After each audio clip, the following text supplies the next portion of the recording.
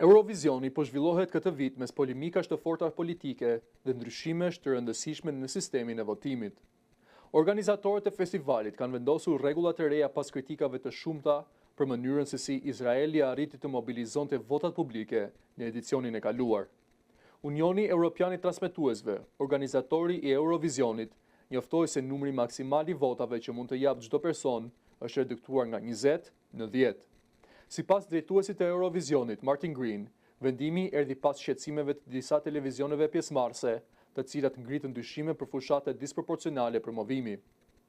Vitin e kaluar, Izraeli përfundoi në vendin e dytë fal një numri shumë të lartë pikësh nga publiku, duke nxitur debate të mëdha në rrjetet sociale dhe mes transmetuesve evropian.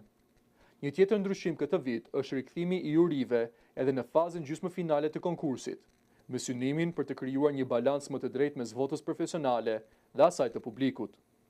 Ndërkohë, festivali po përballet edhe me thirrje për bojkot për shkak të pjesëmarrjes së Izraelit në sfondin e konfliktit të vazhdueshëm në lindjen e mesme.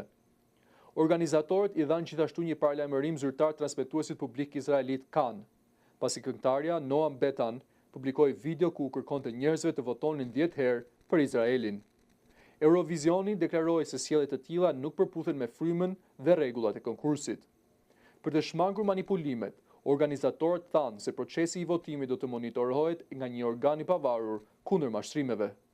Pavarësisht polemikave, drejtuesit e Eurovisionit shprehen të bindur se sistemi i ri do të garantojë një garë të drejtë dhe transparente.